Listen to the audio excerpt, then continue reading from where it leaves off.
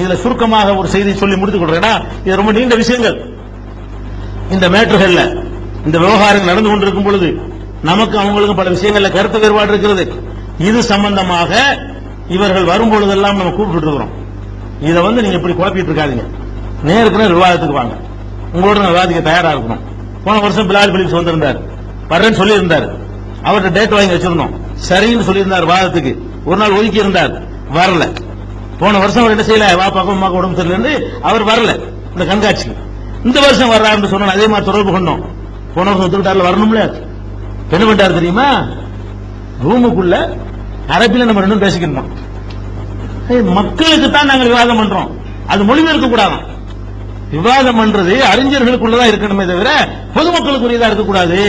இப்ப நான் ஜக்காத்துல நான் தப்பா கருத்து சொல்றேன், நீ மக்கள்கிட்ட வச்சிட்டீங்களா இல்லையா? மக்கள்கிட்ட வச்சா மக்களுக்கு தெரிய வேண்டியதானே. மொழிபெயர்ப்போம்யா, நீ அரபில பேசு, மக்களுக்கு அந்த விஷயம் விளங்கணும். அப்படின்னா வேற ஆள்கிட்ட வேற மக்கள்கிட்ட பேச, என்கிட்ட பேச வேண்டியது இருக்கு.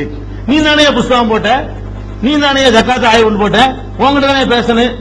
இந்த ஐஆர்ஜிசி வருவாங்க, அவங்கள்ட்ட பேசிக்கிறங்க, அவங்க எங்க ரெப்ரசன்டேட்டிவா வருவாங்க.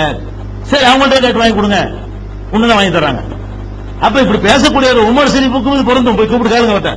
நீ பேசின அந்த பேச்சிய தலைப்பா வைத்து மக்கள் மத்தியில சொல்லு. நீ சொன்ன ஆயத்தை எல்லாம் என்னை வைத்துக் கொண்டு மக்களையும் வைத்துக் கொண்டு சொல்லு. நீ சொன்ன ஹதீஸ் எல்லாம் சொல்லு. நீ சொன்ன குர்ஆனுக்கு மாத்தமா வர ஹதீஸ் சொல்றோம்ல, அதுல கேட்கிற கேள்விக்கெல்லாம் நீ பதில் சொல்லு. அப்படிங்கிற ஒரு அழைப்பு கொடுத்தால் அதை ஏத்துக்கிற தயாரா இருக்கணுமா இல்லையா? இதை போட்டு கொண்டு காட்டுங்க. உமர் ஷரீஃபுக்கும் இந்த அறிவுகள் இருக்கிறது, ஜாகிர் நாயக்கும் இருக்கிறது. அவரையும் கூப்பிட்டோம்.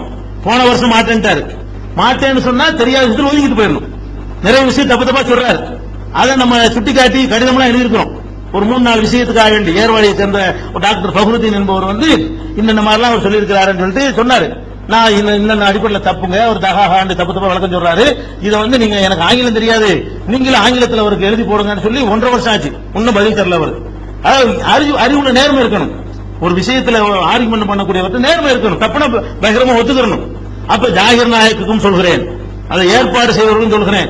அதே மாதிரி உமர் ஷரீஃபுக்கும் இது உண்டு. வெளிநாட்டில இருந்து பேய்வர்கிட்ட கூட்டிட்டு வந்தாங்களே, அவங்களும் தான் கூட்டிட்டு வாங்க.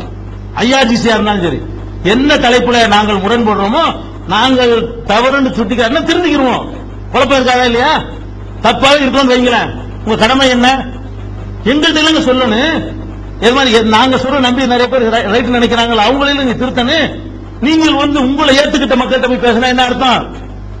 உங்களை ஏத்துக்கிறாத மக்களை நல்வழிப்படுத்துற கடமை இருக்க. நாங்களே தப்பு செய்யறோம். ஜக்காத்து விஷயத்துல தப்பு, சிகர் விஷயத்துல தப்பு, சஹாபாக்கள் பின்பற்றுறது தப்பு. நீங்க தான் எல்லாத்துலயும் கரெக்டா இருக்கிறீங்க, அது நிரூபிக்க வேண்டியதானே. இப்பவும் தயார். நீங்க அவங்களுக்கு கேட்கணும், அதுக்கு ஏற்பாடு செய்ய யாரா இருந்தாலும் சரி. ஆனால் அந்த விஷயங்கள் பொதுமக்களுக்கு தெரியும் வகையில் பகிரங்கமா நடக்கணும். அதை மறுத்துறாங்க. நம்ம ரூமுக்குள்ள பேசிக்கிறோம், பேசுறது என்ன செய்வாங்க, நம்ம கேட்டமா கேள்வி எங்களுக்கு தெரியாது. எனக்கு 1-2 அனுபவமா, எங்களுக்கு கொஞ்சம் நஞ்சமா அனுபவப்பட்டிருக்கிறோம். அது வீடியோ எடுக்கிறதுக்கு மறுக்குவாங்க, மக்கள் மத்தியில் நடத்துறதுக்கு மறுக்குவாங்க. நாங்க மக்கள் இல்லாம நாங்க நடத்த மாட்டோம். அது ஒண்ணுதான் நாங்க மறுப்போம். மக்கள் தாண்டி ஆயிரக்கணக்கான பேர் அப்படி வேணாம். நீ ஒரு 100 கொண்டு, நான் ஒரு 100 செலக்ட் பண்ணிக்கிறோம். அதுக்கான ஆயிரக்கணக்கான பெரிய பட்ஜெட்லாம் வேண்டியதில்லை. உங்க தரப்புல 100 கொண்டு வாங்க, நாங்க எங்க தரப்புல 100 கொண்டு வரோம், வாங்களும் பேசுவோம். ஒரு 200 பேர் கொண்ட ஒரு அவையாவது இருக்கணும், மக்கள் பார்த்துக்கிட்டு இருக்கணும். அப்பதான் நீங்க என்ன செய்வீங்க, நீங்க சொல்றது சரியா, நாங்க சொல்றது சரியா, மக்கள்கிட்ட ஆக்ரோஷமா சொன்ன விஷயங்கள் எங்கள் மத்தியில் நீங்க எடுத்து வைக்கிறீங்களான்னு பார்க்கணுமா இல்லையா? அதனால தெளிவா விளங்கிருங்க. நாம 25 வருஷ காலத்துல ஒரு கொள்கையிலிருந்து நாங்க மாறவே இல்லை. மசாயில்கள்ல மாறி இருப்போம். ஒரு விஷயம் தெரியும், ஒரு விஷயம் தெரியாம இருக்கும், ஒரு ஹதீஸை தெரிஞ்சுக்கிறோம், நேற்று தப்பா அதை கூட பகிரங்கமா அறிவிச்சிருக்கோம், பகிரங்கமா டிக்ளேர் பண்ணி செஞ்சிருப்போமே தவிர இந்த மாதிரி சந்தர்ப்பவாதம் எல்லாம் பண்ணிக்கொண்டு நம்ம எதுக்கு மறுப்பு சொன்னோமோ அதையே நம்ம சொல்றதா இருந்தா என்ன அநியாயம்? இந்த எதின சிராத்தல் முஸ்தகீம் என்பதற்கு இந்த ஆர்குமெண்ட்டுக்கு நம்ம பதில் சொல்லிட்டு இருந்தோம். நம்மளே அந்த ஆர்குமெண்ட் எடுத்து வச்சா என்ன அர்த்தம்?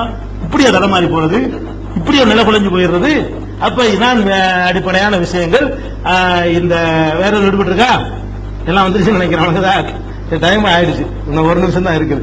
இன்ஷா அல்லாஹ் அடுத்தடுத்த வாரங்கள்ல என்ன செய்வோம், நீங்க உள்ளது இருந்தா குறிச்சு வச்சுக்கிறங்க. அந்த கேஸ் அவங்க வேற ஆளுக்கு பேசுறதா இருந்தாலும் சரி குறிச்சு வச்சுக்கிறங்க. இன்ஷா அல்லாஹ் அடுத்தடுத்த வாரங்கள்ல அது மாதிரி பாத்துக்கிறோம். குர்ஆன் கிளாஸ் முடிஞ்சு ஒரு 1/2 மணி நேரம் அது மாதிரி கேள்வி வச்சுக்கிறோம்.